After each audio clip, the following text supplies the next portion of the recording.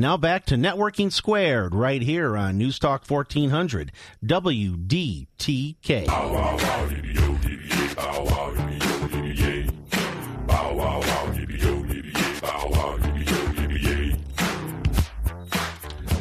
Networking Squared, Jerry O. We want to thank the Silvati Insurance Group for sponsoring today, and we want to always make sure that we get a good shout-out for them. Tommy says, think of him as your personal casino host or your sports agent of the insurance world. He's always buffering for you, finding you the better places to put insurance. He helps get claims paid. So give Tommy a call, and we're going to get his phone number out. I'll do it right now. 248-720-1130. Tommy Silvati, Silvati Insurance Group. And we want to get some contact information, don't we, for Doug? Yes, Doug, for all of our wonderful listeners out there that want to get in contact with you and get more information, how can they get a hold of you?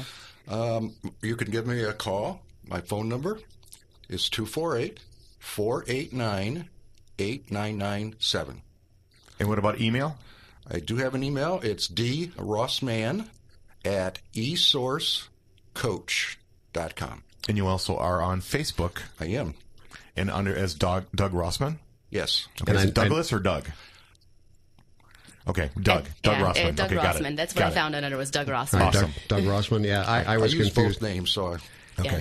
There's even a link to his page on there, so make sure you check it out. All right, that's a good thing. And Al, you chastised him about not having a fan page. He's going to have a fan page by Monday, so look for that We'll fan get him page. I will going. launch it on Monday. How's that going to happen? You're going to take care of it, aren't you? I will take care of it. Al can't let anybody get by without taking care of this stuff, and we appreciate that, dude. You are out there looking for everybody. All right, Mr. Statman, take it away. Okay.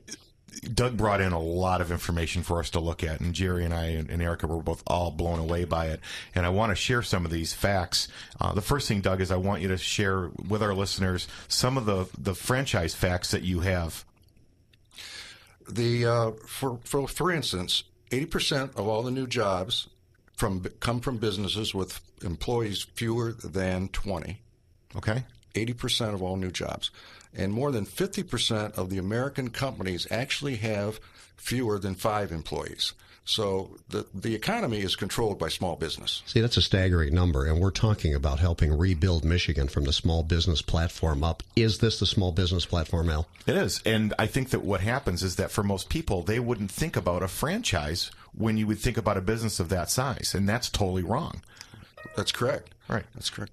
And then the other thing is that when we were talking about the business that's driven, the other franchising facts that you had shared is that it says a new franchise opens up every how often? Every 8 minutes. Every 8 minutes there's a new franchise, and there's thousands of options, and there is a lot of regulations that are involved in these types of industries as well, right? Yes, each franchise has to, or franchisor has to publish an FDD, which is a federal disclosure document, in each state that they're doing business.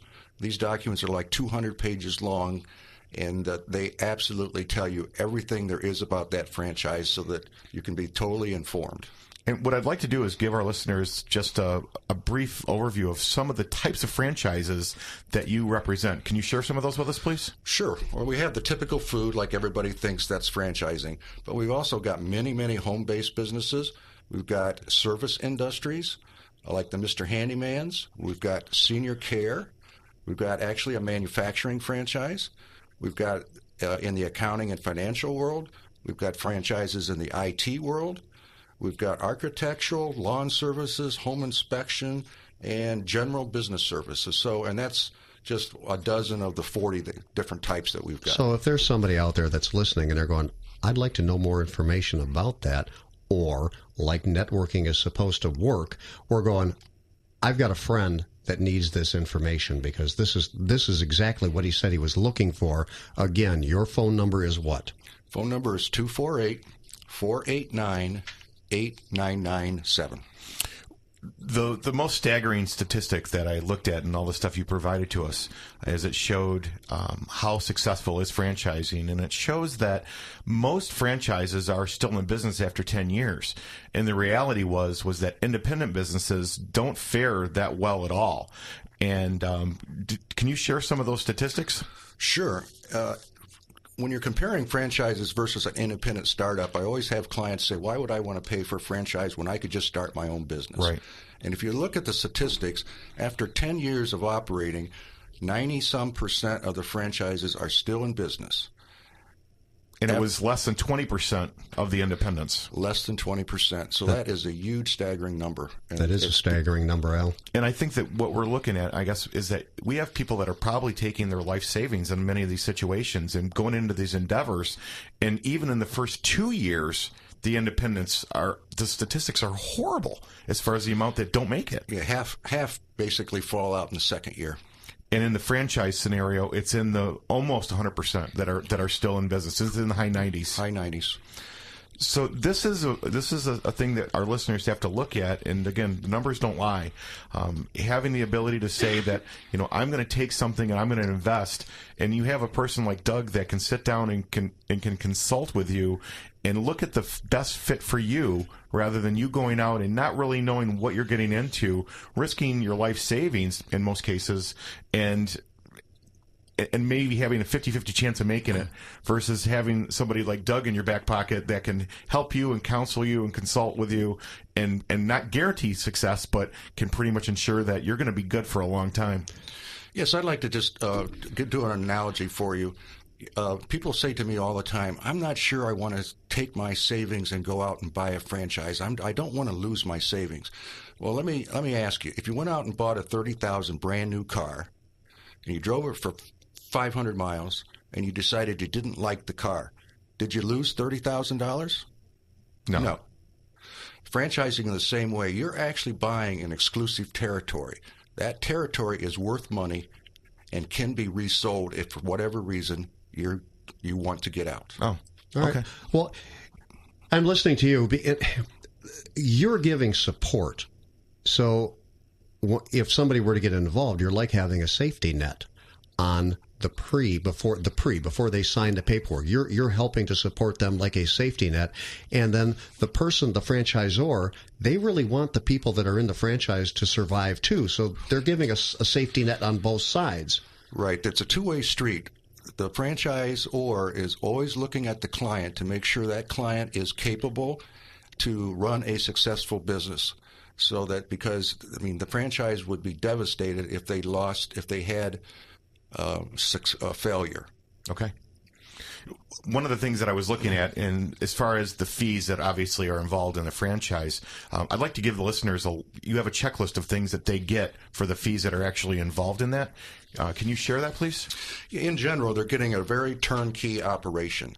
They're going to get a proven business system that's been in business for years, that has proven successful. They're going to get at least 2 weeks of one-on-one training at the corporate headquarters. They always get ongoing support from the franchisor on some business problems that they want to talk about. They're going to get the software that's already debugged, that's working perfectly. They're going to get how to market and the materials to use. If your franchise requires equipment, they're going to help you get that equipment or supply it for you. They're going to do an extensive site location assistance program where they do a demographic of your area and make sure you put your franchise in the correct location. They'll help if you're going to build out a franchise with a studio or an office or something. They're going to help you with that and make sure that it meets their specifications for success. And then certainly one of the major roles of a franchisor is to make sure that they've got a vision going forward so the franchise system can change with the population requirements going forward. All right. And we also talked about IRAs and investments. And how does that work with people that may be IRAs, or if they're turning over a 401k? Can they get funds out of that? Yes. Many people don't know, but the government the IRS has allowed people, no matter what their age, to roll over their IRA or parts of it into their small business. And actually, legally, the small business actually now owns that IRA. And there's no penalty, and this does not count as income. I'd never, again, one of those things where my jaw just fell open. That is just an amazing, amazing fact. How would you like to share that with people, Al? I mean, that's a beautiful thing. Now, as far as financing and stuff goes, is there financing that is available through your organization, or? We have third parties already hooked up so that we can get them into SBA loans. SBA loans range from $25,000 up to $300,000. We can get them in, obviously, into the IRA rollover, and we can also set them up with unsecured loans. Okay, wow. We had a comment here on Facebook, and you're using terms for industries, and Al, you didn't catch us with I know. it. He said turnkey, and people are going, what the heck is turnkey? Well, being in the construction field, if it's a turnkey lease, we're turning the keys over to you. You're sticking them in the front door, and you're in business. So if it is a turnkey, everything's set up, you're ready to go, everything but your product. So your building's ready to go, and you're in business. Yes, and I even have franchises that actually give you the clients when you start your business. Wow. Okay. What do you think, Al? Well, I guess the other thing I want to share is the advantages. Obviously, if it's something where somebody's looking to go into this, and what is the obvious, to me it's obvious, but to our listeners it may not be so obvious. What are the benefits of being with your own franchise? Well, number one, you get to control your own destiny. So you get to be the boss and not have to listen to the boss. Almost all franchises build equity so that when you're ready to retire, you can sell it and cash out. Certainly, it provides a much better lifestyle. It builds your wealth and your improvement of your life. There's many tax advantages in small business ownership. You literally have unlimited earning potential. Because it's your business, you're going to take it where you want it to go. Okay. And for Local Business Network, we welcome people that are in franchises to help build their business, don't we, Al? Yeah, I think that, again, I know a lot of people that work for the big three that, that lost their jobs and don't know where to go. And I'm hooking this guy. I'm giving Doug some information today for these people. So that's what we're about. Find out where you can go, find this work, and get involved in a franchise. And then we want to help you network to bring those customers to you through networking, through Facebook and LinkedIn and social media. That's what we do here, and we're going to talk about that on the other side. What networking's meant. Networking Squared. Jerry O.